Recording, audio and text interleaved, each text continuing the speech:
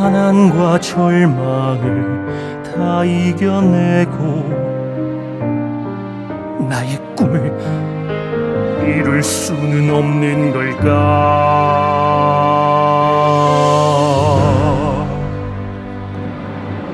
모두가 그만 지쳐 포기했나? 그러나 가야 할 역사에 서다 끝없이 눈 감고 생각해 볼 밖에 가난은 강철로 된 이슬빈가 보다 타오른 불꽃 나의 영혼으로 눈부신 태양을 이루어내리 끝없이 눈 감고 생각해 볼 밖에 가난이 강철로 된 이슬비라도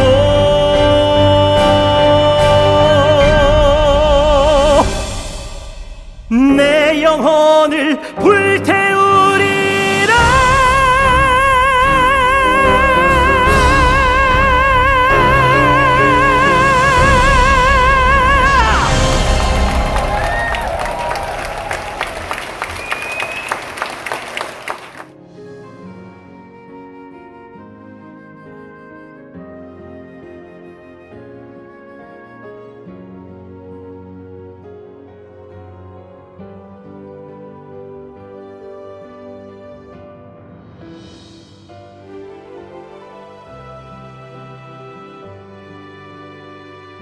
안녕하십니까. 책을 읽는 남자, 역사 읽는 남자 김재철입니다. 예. 유경수 박몽월 선생이 쓴 유경수 여사 이 필체, 예, 처음 보시는 분들을 위해서 박정희 대통령이 직접 쓰신 겁니다. 그래서 유경수 여사가 돌아가신 다음에 1974년 8월 15일 날 국립극장에서, 그날은 참 대한민국 역사에서 사실은 중요한 날이었습니다. 예, 왜냐하면 지하철 1호선이 개통하는 날이었거든요. 74년 8월 15일. 그래서 지금으로서는 이제 50년 전의 일이긴 합니다만은 이해가 안 되는 일이죠. 아니, 기차가 어떻게 지하로 다닌, 역사상 우리 한반도 5000년 역사상 그런 일은 처음 일어난 거잖아요.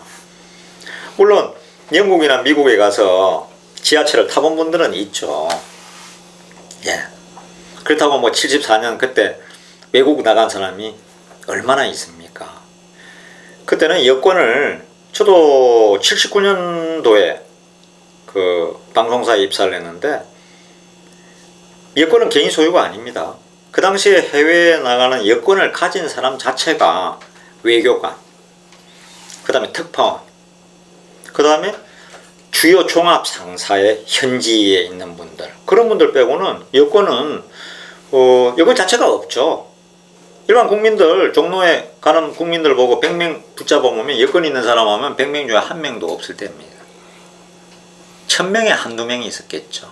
그것도 회사에서 관리를 하죠.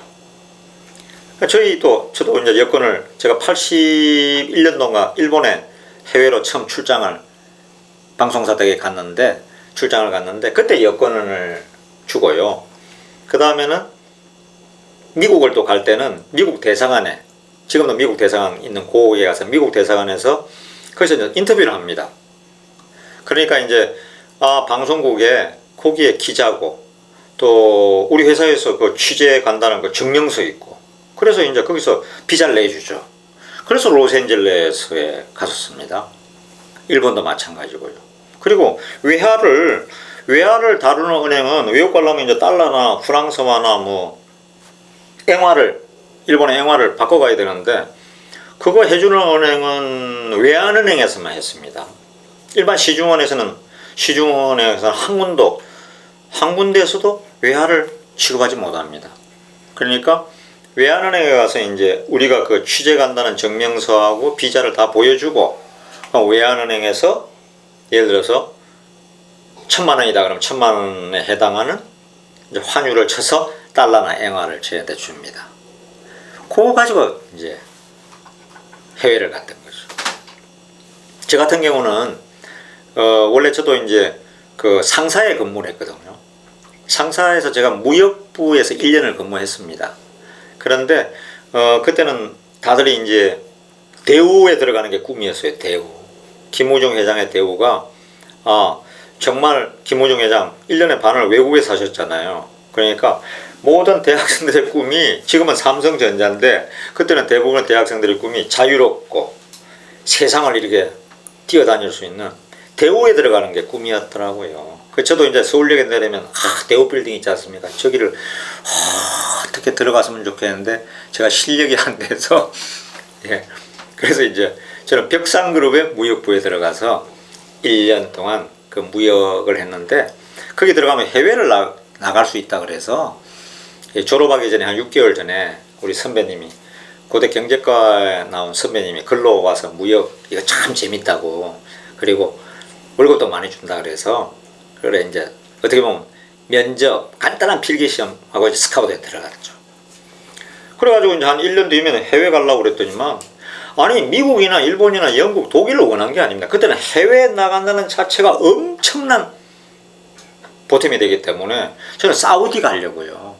왜냐하면 저희 회사도 지점이 몇 개 있는데 사우디에 제 기억에 제다하고 담맘에 있었습니다. 사우디 쪽에. 그래서 제다하고 담맘 쪽에 제가 뭘 또 좀 했냐면 냉동 컨테이너에다가 김장배추 실어서 수출하는 거, 그 다음에 통조림 수출하는 거, 이게 제 담당이었거든요. 아니면 일본의 이제 주요 백화점에 송이버섯, 천연 송이버섯을 그냥 비행기로 실어서 그날 아침에 공항에서 보내가지고 그냥 오후 되면 일본의 미쓰비시 백화점, 미쓰코치 백화점 이런 데 나와 있는 거죠. 그래서 제가 해외에 참 관심이 많았습니다. 근데 발령이 났는데 이 선배들이 열심히 하고 이제 뭐 술 잘 먹고 잘 어울리고 또 열심히 하고 그러니까 한 1년 뒤에는 뭐 해외 보내줄 것처럼 얘기하더라고요. 그래가지고 지금 생각하면 말도 안 되는 거죠. 한 4, 5년 근무해야 해외 자격이 있는 거 아닙니까? 그래 벽보를 보니까 제 이름이 없더라고요. 그래서 제가 그 다음날 사표냈죠. 예. 그때 나이가 어려가지고 지금 생각하면 너무 나이가 어렸던 것 같습니다. 나 안 해! 하고 탁 사표 내버리고 그 다음에 뭐 다시 운동화 끌고 도시락 2개 사서 이제 언론고시, 원래 생각했던 언론고시 한다고 다시 시작했는데 한 번, 2번, 3번 계속 떨어지는 거예요. 마지막 기회는 운이 좀 닿았던 것 같습니다. 마지막 MBC 시험에는 그야말로 이상하게 아는 것만 나왔더라고요. 예. 그래서 정말 운칠기상, 정말 그때는 운이 70%였던 것 같습니다. 제 실력에 비해서 너무 좋은 회사를 시험으로 들어갔구나. 예. 그래서 그 무역에서 나온 걸 한때 또 되게 후회했어요. 나온 다음에 근데 다시 들어갈 수는 없잖아. 예. 그래서 회사에 들어와서는 그 80년대 그 어려운 광주 사태부터 12.12, 그 다음에 사북 사태, 그 다음에 뭐 저 서울의 봄 다 경험했는데 험하고 힘들었지만 안 나갔습니다. 아까 이제 책상을 들고 붙잡고서도 있어야죠. 왜 나갑니까? 시험까지 보고 돌아왔는데. 그래가지고 견디다 보니까 처음에는 10명 중에 7등밖에 못했는데 죽기 살기로 하니까 서서히 올라가더라고요. 예. 그래서 포기하지 않는 거, 예. 끈질긴 거, 그러면 살아남는다 하는 생각을 갖고 있고, 그래서 지금도 이 뮤지컬을 하면서 특히 유경수 여사 이런 또 뮤지컬을 만들고 싶은데 많은 것을 깨닫고 있습니다. 그 시대 생각이 아주 솔솔 나거든요. 예. 그리고 이제 양지회 얘기를 지금 계속하고 있는데, 또 양지회가 또 끝나고 나면은 오늘은 아마 이게 존슨 대통령 이제 미국에 방문하는 얘기가 되겠고요. 65년도에 65년도 이제 미국 방문한 얘기가 여기 이제 추측이 요번 19화에는 될 것 같고, 20화에는 이제 유경수 여사가 또 아이들을 굉장히 사랑했잖아요. 아이들을 위해서 본인이 헌신적으로. 그리고 남산의 어린이회관 그때 만들었지 않습니까? 그 다음에 만든 게 어깨동무 잡지거든. 그 어깨동무를 직접 관리 감독을 하셨어요. 그래서 전국의 모든 초등학교에 어깨동무가 다 배급이 되고, 낙도까지, 흑산도다 뭐 하이도다, 학교가 있는 데는 전부 다 보내주니까. 그래서 많은 초등학생이나 거기 있는 교사들이 꿈과 희망을 갖게 됐죠. 그렇게 해서 지금 성공한 분도 많습니다. 20화에는 그 얘기를 들려드리려고 하고요.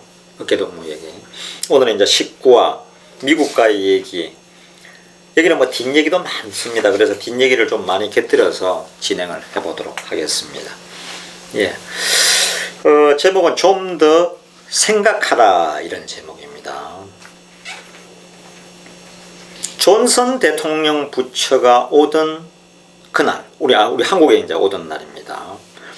65년도에 이제 우리가 미국의 박정희 대통령이 존슨 대통령을 만나고 왔고요. 그래서 월남 파병 문제들을 이제 상의를 해서, 그 다음에는 65년에 이제 그게 통과가 돼서, 그 다음에 비둘기 부대가 먼저 가고, 그 다음에 청룡부대, 맹호부대, 청룡부대 이렇게 계속 가게 되죠. 예. 저희 중학교 때 그래서 종로에 가서 그 태극기 흔들던 기억이 납니다. 왜냐하면 이제 월남 파병 용사들의 프레이드를 했거든. 예. 그런 영상은 우리가 이제 파병 얘기 때는 조금 찾아서 또 넣도록 하겠습니다. 그리고 박 대통령이 이제 미국에 65년도에 갔다 온 다음에 존슨 대통령 부부가 왔습니다. 우리가 월남에 파병을 했기 때문에 거기에 대한 고마움이죠, 사실은. 그죠? 미국하고 같이 싸워준 나라가 우리나라밖에 없었단 말입니다. 그래서 미국하고 대한민국이 심하게 하면 더 혈맹의 관계가 된 거죠. 피를 나누는 형제처럼. 그러니까 우리는 미국하고 뗄래야 뗄 수가 없는. 자, 6.25 때 우리 와서 도왔죠. 미국 참전 안 해서 우리나라 망했죠. 이미 우리는 공산주의 치하에 살고 있는 겁니다. 낙동강 전선만 살아 있었잖아요. 그 메가드가 인천 상륙 작전 해가지고 그거 유엔군이 사실상 미국군이죠. 90%는 미군이잖아요. 95%는. 그 미군 때문에 우리나라가 살게 된 거예요. 6.25 때. 안 망하고. 아니 벌써 우리는 지금 김정은 치하에 살고 있어야 돼요. 예, 그걸 반드시 아셔야 됩니다. 그게 진실된 역사입니다. 잘못된 역사를 배우면 이건, 그래서 정교조가 가리키는 역사 이런 거 배우면 저보다 큰일 나는 겁니다. 예. 6.25를 우리가 이렇게 했잖아요. 예. 말이 되는 얘기를 해야 말이 되는 거죠. 그래서 역사 가리키는 거 황현필 씨가 전번에 이순신을 원균이라 그러고, 그 다음에 이재명을 이순신이라 그러고, 뭐 이런 잘못된 역사인식. 예? 그리고 박정희를 친일파라 그러고. 그럼 그때는 누가 친일, 아니 일제 치하에 산 사람이 그럼 다 친일파죠. 심하게 얘기해. 그때 만주로 가서 독립운동을 하러 가야지, 안중근이나 김구처럼. 예. 이 역사에 대한 인식, 지식도 많아야 되지만 제대로 거기 이해와 비판과 분석이 들어가야 된다. 그렇게 해야 제대로 된 지식이 된다, 이런 생각도 듭니다. 그래서 혈맹이기 때문에 얼마나 많은 원조를 해줬습니까? 그래가지고 존슨 대통령 부부가 우리가 한국에 한번 갈게요 해가지고, 그때 우리나라는 GNP 100불도 안 될 때입니다. 예. 그 미국의 대통령이 온 거예요, 부부가. 그러니까 여사도 얼마나 신경이 쓰였겠습니까? 그죠? 그런 일을 당해본 일이 없는데. 예. 그래서 그때를 이제 떠올리는 얘기들이 좀 많이 나올 것 같습니다.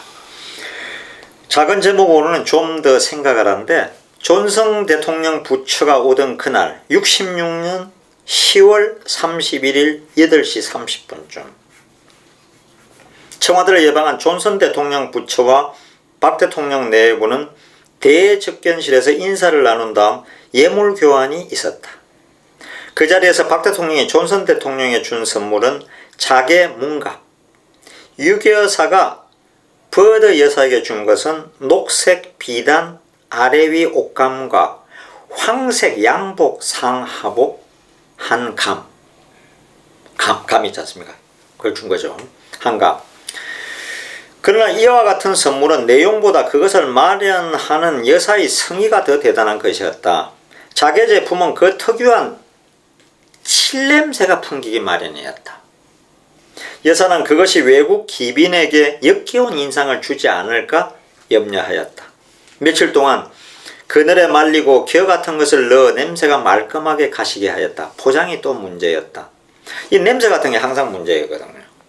제가 혹시나 앞으로도 뭐 요즘은 많이 아시지만은 미국이다, 일본이다, 특히 유럽 쪽, 영국, 프랑스, 독일, 핀란드, 스웨덴, 이탈리아 이런 데 가지 않습니까? 절대 마른 오징어는 가져가지 마십시오. 꽁꽁 싸지 않는.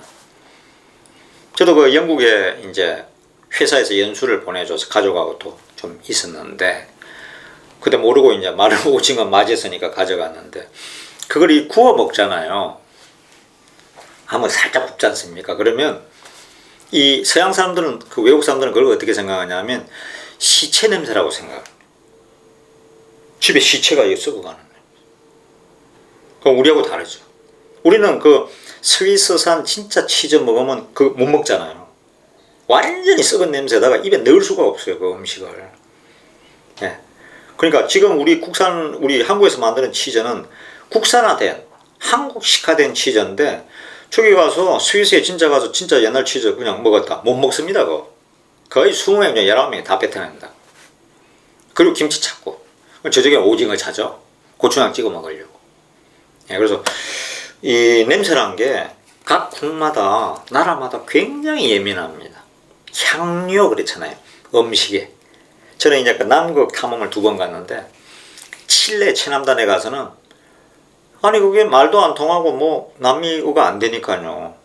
스페인어가 안 되니까. 그래가지고 칠레에서 이제 음식점을 우리가 탐험대원들하고 다니는데, 이 보기에 맛있어 보이는 거예요. 그 지금의 이제 그 게살이죠. 랍스타 이런 거. 너무나 맛있는 건데, 그때 또 탐험이고 남극 들어가니까 어떻게든 몸을 보호하는 것만 우리가 다 먹었거든요. 그런데 그렇게 최고급 호텔에 레스토랑에서 먹는데 다 숟갈 다 놨다니까요. 왜냐? 향료를 쳤단 말이에요. 냄새가 역겨워서 먹을 수가 없어요. 도저히. 그래서 그 호텔에서 그냥 빵이나 먹고 나왔죠. 그래가지고 그 다음날에도 어디 이제 또 거기는 바다 가재나 그 랍스타 같은 게 유명해서 또 갔어요. 크랩집에 가가지고 그 다음에는 그랬습니다. 향료, 이걸 이제 향료란 걸 모르니까 우리가 이제 어디 외국 가서 모를 때는 바디랭귀지가 최고잖아요. 그래서 이거 가져오 보라 그래가지고 이거 치는 걸 노. 그래서 고기만. 그래가지고 게살 맛있게 먹었죠. 이 향료 굉장히 조심해야 돼. 특히 해외에 갈 때는 더 그런 것 같습니다.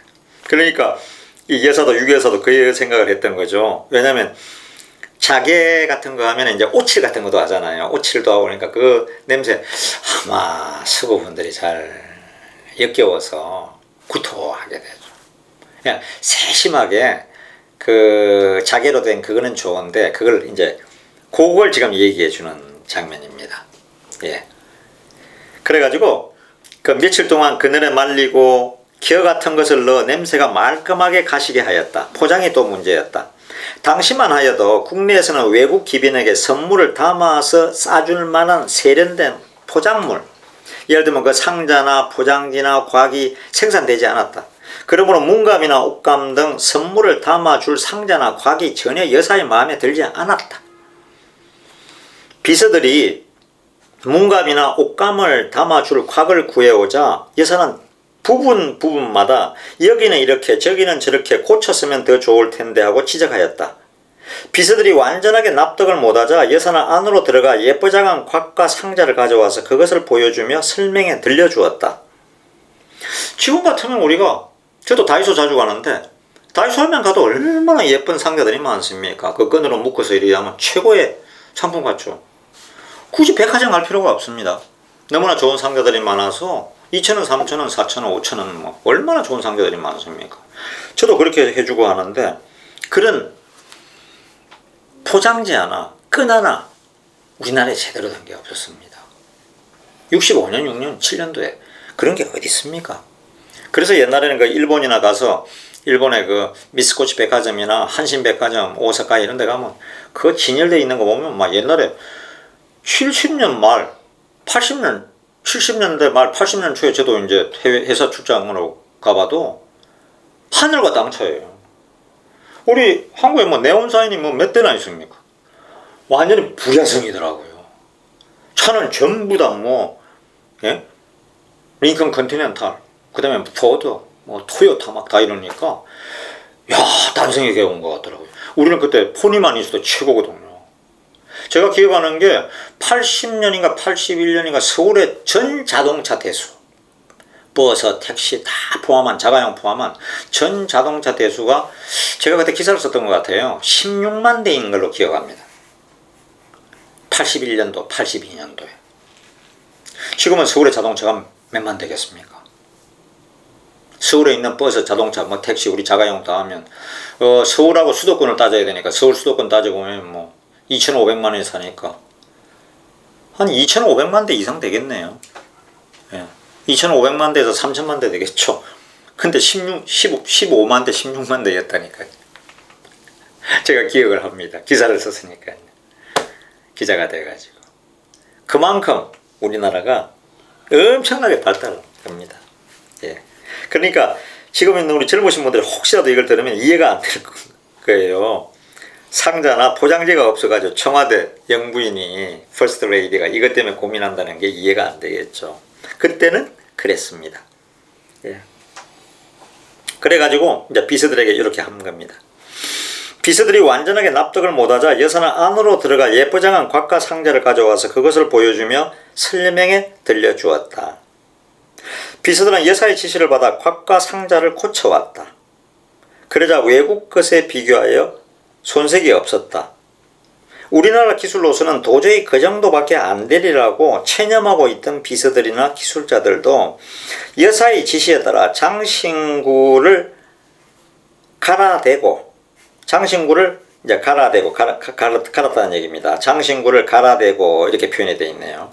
상자의 형태를 변경하고 상자 속 받침의 천이나 빛깔을 바꾸자 그들 눈에도 외국 것보다 오히려 세련된 느낌을 주어 놀라지 않을 수 없었다.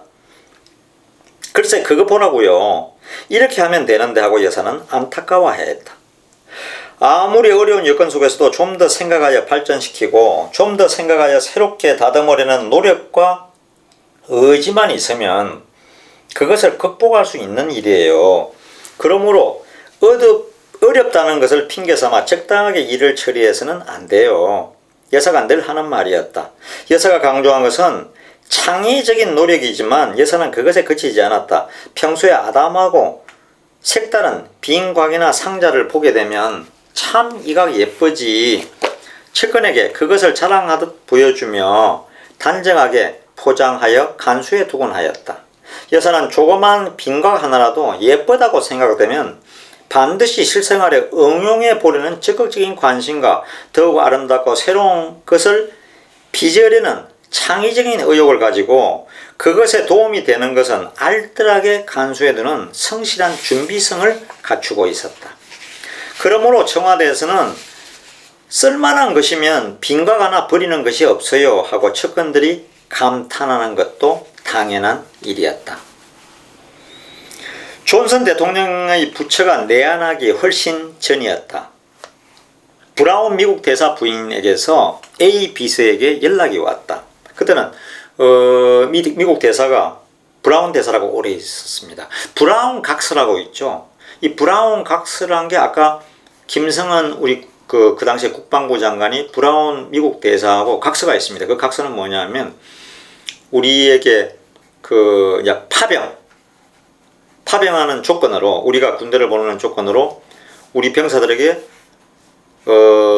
대령은 예를 들어서 6불 50센트, 뭐 소령은 5불, 일반 병사들에게 몇 불 이렇게 돈을 정해놓은 그 사인을 받은 겁니다. 문서로 해달라 그래가지고 그 다음에는 그 베트남에 가서 이제 하역하는 거.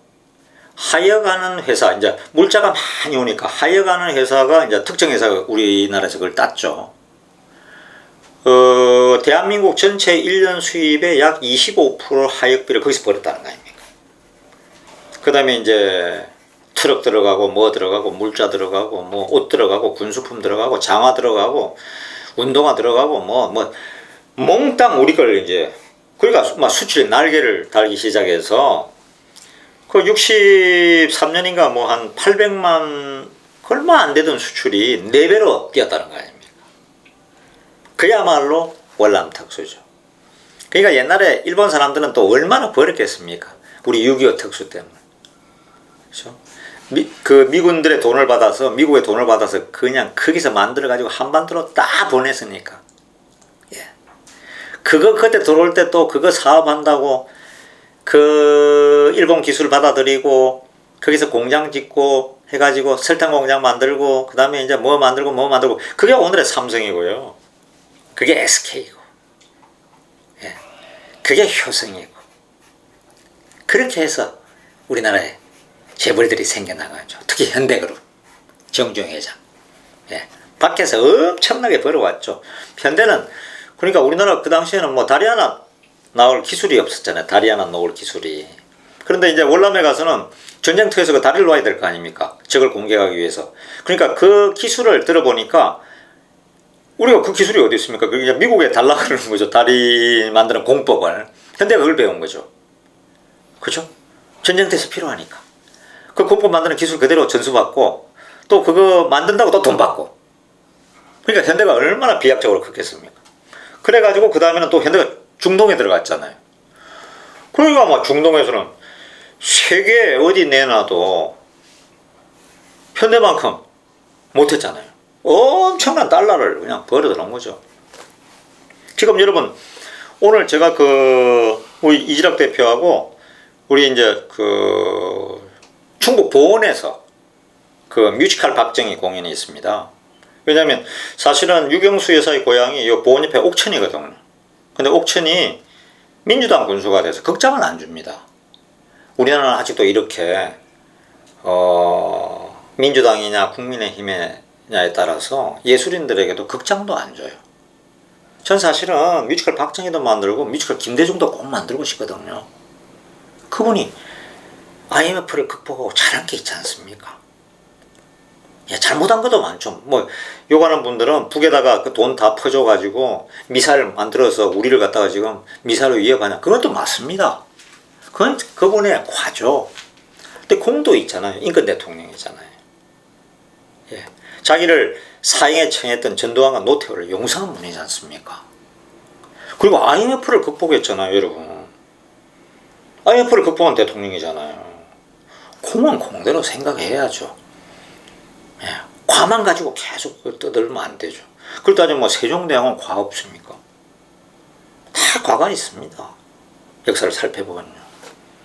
예, 공을 이제 지켜 세우다 보니까 그런 거죠. 그래서 이런 역사를 들려드는 이유 중에 하나는 우리가 역사를 정말 제대로 알아야겠다. 그런 얘기를 다시 한번 들려드리고 싶어서 이런 또 역사 있는 남자로 제가 나선 것입니다. 청와대에서는 빈각 하나 이제 버리지 않았다는 거네요, 여사가. 대통령 영부인이. 존성 대통령 부처가 내한하기 훨씬 전이었다. 브라운 미국 대사 부인에게서 A 비서에게 연락이 왔다. 존슨 대통령 부처의 한국 방문을 앞두고 현지 상황을 살필 겸 정보 교환을 위하여 버드 여사의 여비서가 왔는데 만나보시는 게 어떨지, 이런 내용이었다. A 비서는 유 여사에게 그 사실을 품위하지 않고 버드 여사의 비서를 만났던 것이다. 그녀의 생각으로는 버드 여사의 비서를 만나 정보를 얻어 유 여사에게 알려드리는 것이 자기의 임무라 생각했던 것이다. 당연하죠, 비서니까요. 그러나 버드 여사의 비서를 만나고 그녀에게서 여러가지 정보를 듣는 A 비서가 다음날 유 여사에게 사실을 보고하자 유 여사의 걱정은 대단하였다. A 비서의 말을 빌면 오랫동안 여사님을 모셨지만 그처럼 준엄한 꾸중은 처음 있는 일이라 했다. 이처럼 중요한 일을 내게 의논도 하지 않고 혼자의 판단으로 버드 여사의 비서를 만날 수 있어요? 저는 아무 말도 하지 않고 상대의 정보만 드리려 생각했습니다. 사모님, 앞으로는 그런 일이 없도록 명심하겠습니다. A 비서는 사과하였다. 그러나 여사의 노여움은 풀리지 않았다. 그날 밤이었다. 집에 돌아와 쉬고 있는 A 비서한테 여사의 전화가 걸려왔다. 곧 청와대로 들어오라는 분부였다. 이미 밤 8시가 지난 시각이었다. 또 사모님의 걱정을 듣게 되나 보나 하고 조마조마한 마음으로 A 비서는 청와대로 달려갔다. 유 여사는 불이 환하게 밝혀진 소집견실에 혼자 있었다. A 비서가 들어오는 것을 보자 검은 공단천을 활짝 펼쳐놓고 있던 여사는 그것을 쓰다듬으면서 이번 버드 여사에게 섬사할 옷감이에요. 색깔이 어떨까 하고 의논하려고 불렀어요. 이렇게 말하는 여사의 음성은 지극히 부드러웠다. 사모님은 그만한 것을 의논하시려고 집에 가 있는 비서를 부르실 그럴 분이 절대로 아니에요. 그러므로 사모님께서 걱정을 들은 저를 위로해 주시려고 부르셨음을 저는 이내 눈치챌 수 있었어요. 그래서 저는 북받쳐 오르는 울음을 겨우 참으며 사모님 외침에 그 앞에 엎드려져 버렸어요. 낮에는 좀 지나친 것 같았어요. 보내놓고 생각하니 가슴이 아파 견딜 수가 있어야지. 그래서 부른 거예요. 사모님은 바로 그런 분이었어요. 아래 사람이 잘못하면 호되게 구중하시지만 그것을 풀어주지 않고서는 당신이 가슴 아파 잠을 못 주무시는 분이었어요. 그 인자하심은 이루 말로서 다 할 수 없어요. 필자에게 이 일화를 들려주는 A 비서의 말이다. 사모님을 가까이 모시면 언제나 조심스럽고 두려우면서도 돌아서면 끝없이 따뜻하고 다정스럽게만 여겨지는 어른이었어요. 이것은 다른 측근의 말이다. 영부인 부속실에서 나온 자료 중에는 일지 형식의 기록부가 두 종류 있었다. 하나는 일지 기록부요. 하나는 행사 기록부이다. 이제 영부인, 지금 같으면 제2부속실이죠. 내용은 비슷한 것이었으나 전자에는 여사의 개인적인 생활면이 다소간 구체적으로 기록되어 있다. 대체로 몇 시에 누구를 접견하고 무슨 행사에 참석하였으며 누구에게 전화를 하였다는 판에 박힌 기록 중에서 전자는 엉뚱하게도 반성란이 있어서 여사의 사생활을 엿볼 수 있는 것이 흥미로웠다. 부속실에 남겨진 재료인데 지금 세종시에 있겠죠. 역사가 우리 기록관에 있지 않습니까? 대통령 그 기록관. 반성란이라는 게 있었다는 거죠. 물론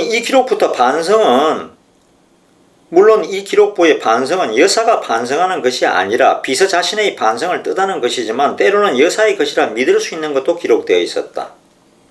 5월 18일 정신의 통일을 위하여 묵화를 시작하자. 그림을 그리겠다는 겁니다. 6월 14일 보도용 사진 선택이 미흡하다. 통역의 얼굴이 중앙에 크게 나와 있는 것은 삼가하도록. 그것이 손님에 대한 예의가 아니겠냐. 11월 7일은 손님 접견 중 눈에 티가 들어가 당황. 그대로 사가주어 다행한 일. 손님을 접견하는데 유교사의 눈에 티가 들어간 거예요. 그래서 그대로 가만히 있었겠죠. 깜빡깜빡 하다가 그 티가 그대로 눈 안에서 사가주어서 별일이 다행이었다. 이렇게 적혀 있습니다. 개인의 의견이죠. 그죠? 12월 13일 지만 드라큘라 보도록 허락. 그때 아마 드라큘라라는 그 영화가 나왔던 모양입니다. 그 지만이가 보고 싶다고 하니까 아들이 보고 싶다고 하니까 지만 드라큘라 보도록 허락을 했어. 보고 난 후 며칠 동안 무서워함. 무익한 영화 보인 것이 실수. 드라큘라 영화 보라 그러면 안 되는 거였는데 내가 잘못했구나. 여사가 그리 생각합니다. 왜 며칠 동안 무서워하고 그러니까 무섭죠. 저도 예전에 드라큘라 1편, 2편 다 봤으니까요. 60년 후반기 일지 중에서 극히 사적인 것만 몇 가지 추려본 것이다. 일일이 설명을 늘어놓지 않더라도 이 반성란에 기록된 것을 읽어보면 여사의 알뜰한 생활 면모가 그대로 드러나게 된다. 비서들의 증언에 의하면 여사는 모든 일에 완전함을 지향했다고들 한다. 연설할 때 곁에서 보기로는 충분하다거나 때로는 잘하였다고 생각되는 경우에도 여사는 돌아와서 스스로 미흡하다고 생각되는 표현이나 내용 때문에 안타까워하였다는 것이다. 아까 연설 때 이런 표현은 이렇게 할 걸 그랬지, 비서들은 말하고 있다. 우리 사모님은 아무리 잘하셔도 자기 만족이라는 것을 모르시고 좀 더 완전하게, 좀 더 철저하게 하시려고만 애쓰신 분이었어요. 여사의 침실이나 거실이나 접견실에는 항상 비망록이 준비되어 있었다. 침실에는 침대 머리맡에 비망록이 놓여 있어서 자다가도 생각나는 것이 있으면 기록해 두는 것이 습관화되어 있었다. 이 침대 머리맡에 있는 비망록에 기록된 내용이야말로 여사의 생활을 가장 종합적으로 말해주는 것이었다. 여사는 잠자리에 들기 전에 반드시 영사막에 비치는 영화의 장면처럼 하루 동안 지내온 일들을 구체적으로 한 장면씩 회상하면서 그것을 반성했던 것이다. 그리하여 미흡하다거나 미숙하다거나 그 장면과 관련시켜 연상되는 지시나 반성 사례를 적어두는 것이 그 비망록의 내용이었다. 위에서 영사막에 대한 비유를 끌어왔지만 그것은 오랫동안 여사를 모시고 있던 비서들의 표현이다. 비서들이 그와 같은 사실을 알게 된 것은 여사의 지시 내용이 비서들조차 놀랄 만큼 세밀한 것으로 미루어 보아서도 충분히 짐작할 수 있다는 것이다. 무슨 일이나 사모님은 사흘 후에 다시 물으신다. 비서들은 항상 이런 마음가짐으로 사무를 처리해야 하며 그러므로 평범하다고 생각되는 일이라도 소홀하게 다룰 수 없다는 것이 그들의 고백이다. 이야기는 약간 벗어나게 되지만 여사가 사용한 비망록은 부속실에서 타자를 치다 버린 종이 혹은 이미 처리가 끝난 보관할 필요가 없는 서류의 용지를 모아서 꿰맨 것으로 뒷장의 여백을 비망록으로 활용하였던 것이다. 청와대 비서들이 쓰다가 이렇게 직원들이 쓰다가 버린 종이를 뒷면이 남아있을 때는 그거를 철을 해가지고 꼬매가지고 거기다가 비망록을 종이로 썼다는 것이지 않습니까? 참, 정말 대단하다는 생각을 하게 됩니다. 이 사실과 관련하여 어느 비서는 다음과 같이 지난 일을 수레하고 있다. 처음 비서로 들어왔을 때 멋모르고 서류를 작성하다 잘못 쓰게 되면 멀쩡한 용지를 마구 휴지통에 버렸지요. 저도 회사에 입사해서 기사 쓴다고 기사 몇 줄 쓰다가 한 줄 쓰다가 안 되면 또 그대로 버리고 계속 그랬죠. 그게 잘못된 거였다 하는 생각이 지금도 듭니다. 이런 내용을 보면 더 쓸 수 있는 내용인데 처음 비서로 들어왔을 때 멋모르고 서류를 작성하다 잘못 쓰게 되면 멀쩡한 용지를 마구 휴지통에 버렸지요.